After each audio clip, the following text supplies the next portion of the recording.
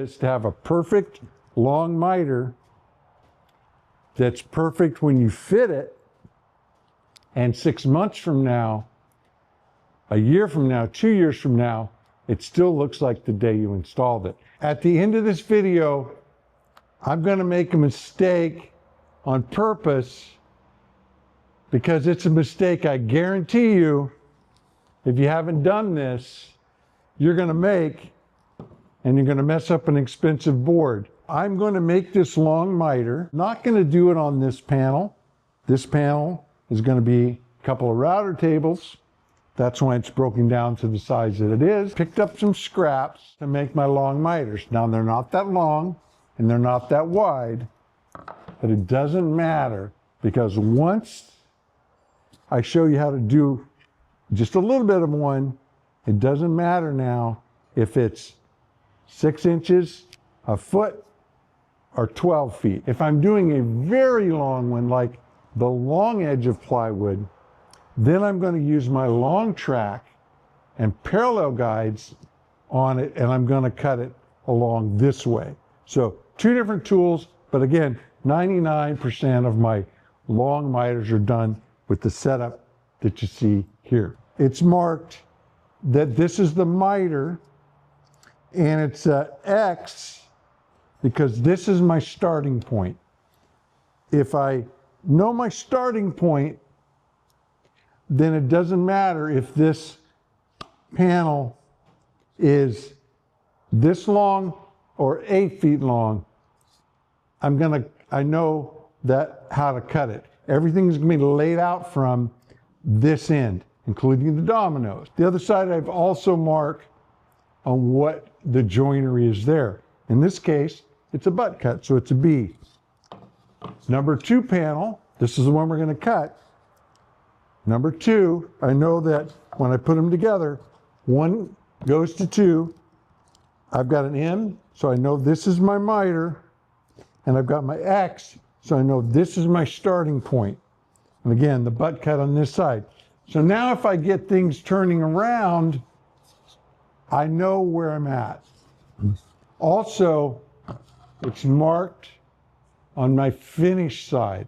So I have figured out the grain matching that I want. This is my starting point, but when I cut it, I had to cut it this way.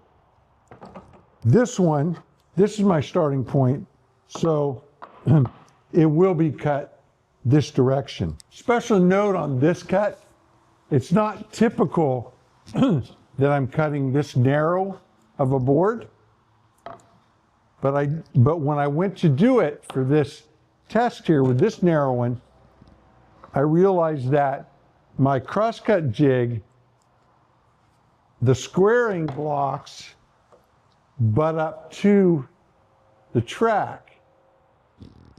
So there was no way underneath the track for me to know that I was square. I know that the track is square because it's locked on to this perfectly laid out set of MFT holes. That's a 90 to within 1/1000th of an inch. I know that that's going to be cut, but this board, I didn't have any way to square it because it didn't reach my blocks. And I was going to make something, and I realized that I already had a tool. The TSO Guide Rail Square runs this underneath to square it up.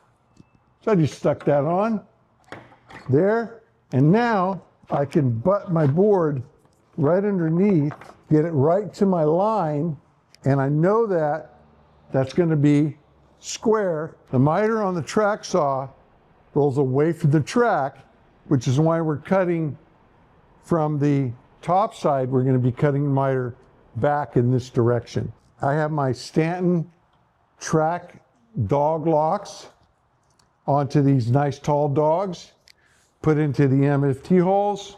Can't cut this wrong. That's why I said perfect miter every time. I don't want to have the top edge, my finished edge, splintered out. I have the track protecting the inside edge, and then the saw has this adjustable splinter guard right there. So I want to remember, once I set it, I want to push that down. And you got to remember the 45, you don't see it. So you got to reach under there. I don't need to clamp the board. It's not going to move. The track has this grippy foam underneath. That's why you never see me clamp my track. I make sure that I go all the way past so that I don't leave a little bit on the end and tear. Hopefully the camera will pick this up, but there's a little furring, not much, but that miter is perfectly straight. There's no micro wobbles. And again, it doesn't matter if it's short like this or 8 feet long. You're gonna get an absolutely straight cut because the track doesn't move. The material doesn't move. And the saw is locked into the track, so it can't do those micro wobbles the way you can passing it through a table saw. I'm going to set the fence at 45. There's a detent right on it. Push it there, lock it in, unlock the base, push this down, lock it in. So now I have my 45 and my base set, and my primary domino, and particularly for this, 5 by 30s, I know that I want to go half in one piece, half in the other. These are 30s, so I'm going to set the depth of the cut at half of that, which is 15. So my depth is 15. I've set the fence at 45 and the base all the way up to 0. So that means the stop here is pulled all the way out and it's all the way up to 0. The first cut I want tight. I've got it set to the middle, the loose cut. All the other cuts I'll do a little looser for help the fitting. The first one will lock it in for the up and down. And then when I get to the other end, I will also set that one back to the narrow, just so I've got 2, one on either end, locking it together.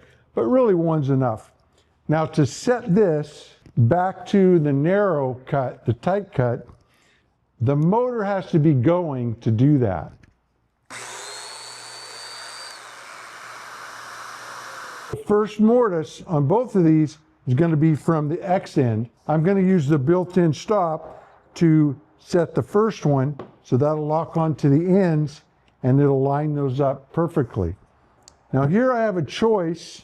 I could come through and just lay out symmetrical marks, or I could just randomly go up. They're not visible, so it isn't like you're doing a dovetail or something. You don't want to have the layout a certain way. Or if you have the whole kit like I do a lot of these spacings at 150. So I just have these dialed in at 150 all the time. These are from Festool. They're a nice piece, very accurate. And they're so easy to put on. They just drop on right on the side here and then they lock on. And the reason I like these is they're dialed into 150. I actually only need this one.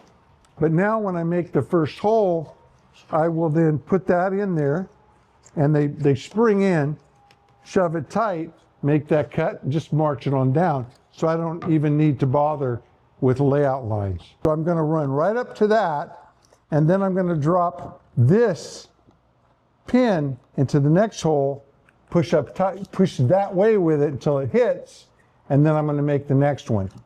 Also notice when I do this, I'm going to let the machine do the cutting. I'm going to hold with this and I'm just going to gently push in. I'm not going to be forcing it.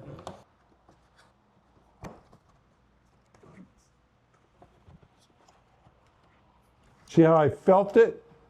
And I rotated it in so I know that I'm there.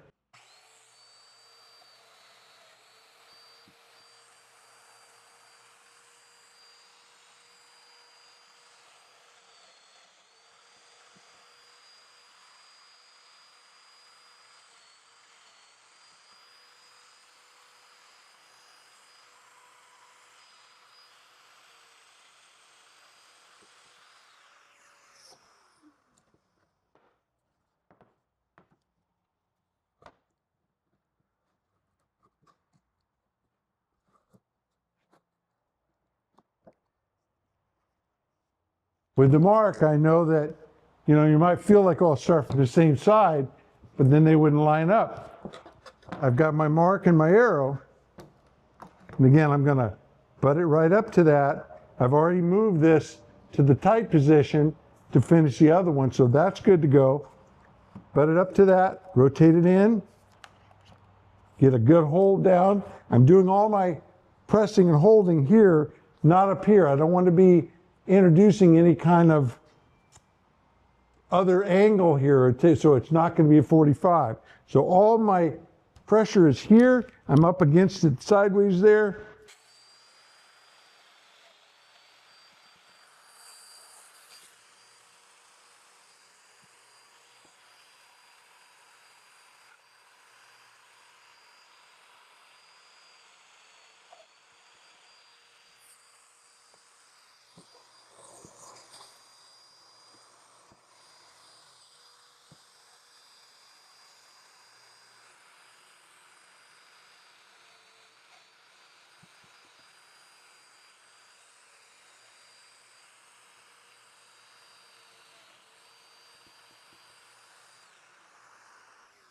That phase is easy.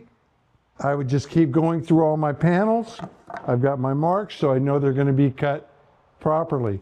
Now I like to dry fit, and the tight ones, if you put those in, you got to kind of bang them in, and then you have to get a pair of pliers to get them out and kind of damage them. So what I do is take either a razor knife or a sander, and you don't want to sand the flats because that's got the undulations that where your glue bites in. There's a little ridge on the edge. If you remove it, again, on just this, the one on the outside edge, the wider ones, you don't need to do it. It isn't going to mess up with your final glue up. Some people will actually just go ahead and sand a couple of these, mark them, keep them with their kit, and just reuse these just for dry fitting.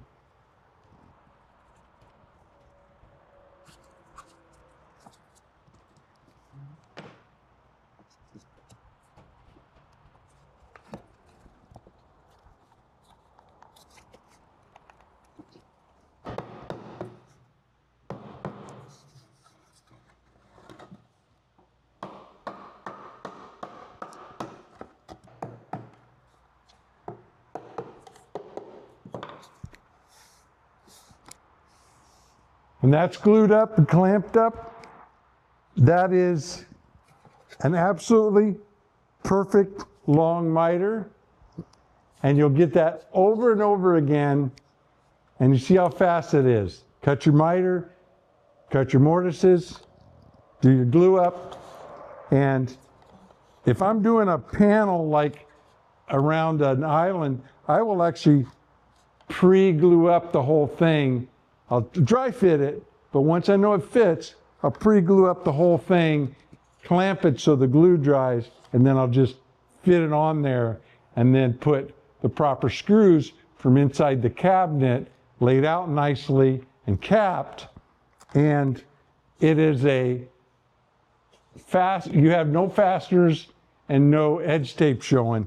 It's just an absolute beautiful finish. If you'd like to get a set of plans for your own smart bench, smart station, the carts that make it mobile, the most important of all the smart tools, any of the accessories, or the Smart Woodshop itself, there'll be a link in the description of this video down below. As promised, I'm going to show you the mistake you will make. The machine is not set up. We're going to start from scratch. I want to set the base all the way up so that it's tight to the bottom. Then I want to set the fence to 45. Set this to 15. And now we're going to make our cut. Got my hand down, doing all the work there. Turn it on, and I'm going to just push in and let the machine do the cut because I don't want to introduce any error. I cut through the surface. And I didn't do that on any of the others.